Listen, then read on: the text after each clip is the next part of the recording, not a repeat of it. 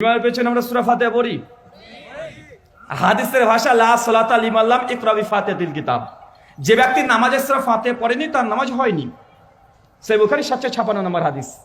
সিয়াসিত তার কিতাব আবু দাউদ শরীফের 893 নম্বর হাদিস। হাদিস শরীফের কিতাব দারে কুতনি, হাদিস শরীফের কিতাব বাইহাকি, হাদিস শরীফের কিতাব মুস্তাদরাকে হাকিম। আল্লাহ রাসূল বলেছেন, মান আদরাকার রুকুআ আদরাকার রাকাআতা, মান আদরাকার রুকুআ আদরাকার রাকাআতা, যে রুকু পেল সে রাকাত পেয়ে গেল। জোরে বলুন।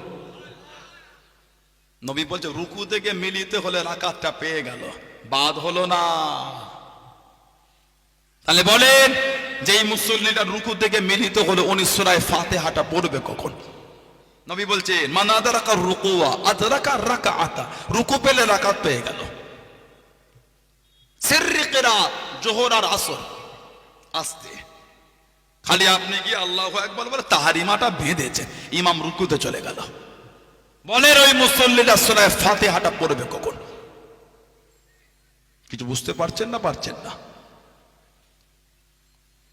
যে ইমামের সাথে রুকু থেকে মিলবে সে ওই রাকাতটা পেয়ে যাবে। বলুন সুবহানাল্লাহ।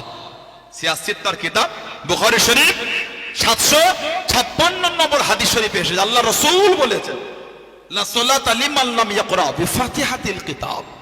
লা সালাতা, নামাজ হবে না, লিমান লাম ইয়াকরা বিফাতিহাতিল কিতাব, মানে সূরা ফাতিহা না পড়লে তার নামাজ হবে না।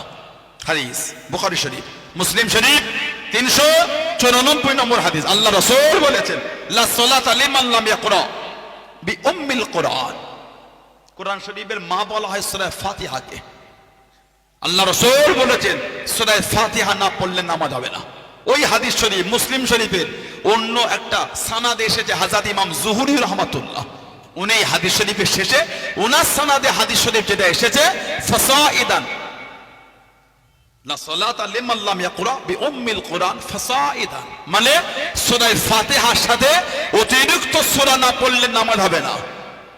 যারা এই হাদিসটা দিয়ে দলিল দিচ্ছেন এই তো নবী বলে ফাতিহা না পড়লে নামাজ হবে না, তাহলে ইমামের পেছনে পড়তে হবে। তাই নবী পাক বলেছেন ফাসাইদান, অতিরিক্ত সূরা পড়তে হবে।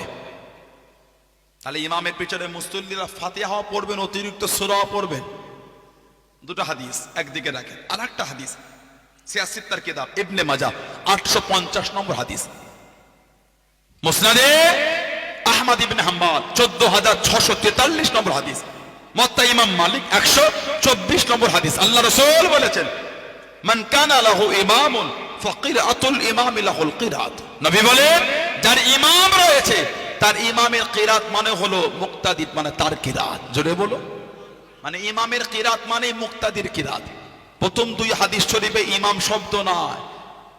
তৃতীয় নম্বরে যেটা আমি বললাম ওই হাদিস শরীফে ইমাম এসেছে, তার মানে নবী পাক একা একা নামাজ আর ইমামের পিছনে নামাজ, দুটো নামাজকে নবী ভাগ করে দিচ্ছেন, দুটো নামাজকে নবী পৃথক করে দিলেন। আর একটা হাদিস শরীফ, এটা বুখারী শরীফে 782 নম্বর হাদিস।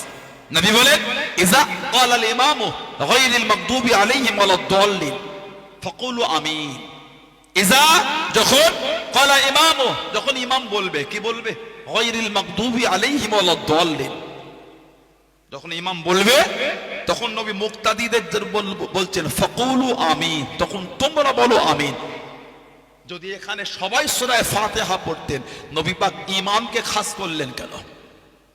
ইজা ক্বালাল ইমাম, যখন ইমাম বলবে, নবী বলেন ইজা ক্বালু গায়রিল মাগদুব, যখন তোমরা বলবে গায়রিল মাগদুব। নবী বলছেন ইজা ক্বালা ইমাম, যখন ইমাম বলবে। কে বলবে? বলেন ইমাম। কি বলবে? গায়রিল মাগদুবি আলাইহিম ওয়ালাদ-দাল্লিন। নবী বলছে ফাকুলু আমিন, তখন তোমরা বলো আমিন। আমিনটা জোরে না আস্তে? আমিন জোরে না আস্তে? আমিন হলো আস্তে, আমিন আস্তে। আরেকটা হাদিস শরীফ, এটাও সিয়াসিত তার কিতাব তিরমিজি শরীফ 313 নম্বর হাদিস। হযরত জাবির বিন আব্দুল্লাহ রাদিয়াল্লাহু আনহু থেকে এসে তিনি বলেন, ইয়াকুলু মান সাল্লা রাকাআতান লাম ইয়াকরা ফিহা বিউম্মিল কুরআন। তিনি বলেন কেউ যদি সূরা ফাতিহা না পড়ে তার নামাজ হবে না। তারপরেই বলছেন ফালাম ইউসাল্লি ইল্লা আয়াকুনা ওয়ারা'ল ইমামি। তিনি বলেন ইমামের পিছনে ভিন্ন হুকুম। হুজুর ভাগ করেছেন নবী পাকের সাহাবী, যদি কেউ সূরা ফাতিহা না পড়ে নামাজ হবে না, তবে ইমামের পিছনে পড়লে হুকুমটা আলাদা। সুবহানাল্লাহ বলেন। আল্লাহ আমাদের এগুলো বোঝার তৌফিক দেয়, বলুন আমিন। যার তার তিনটে ফেসবুকের ভিডিও দেখে হই হই করবেন না।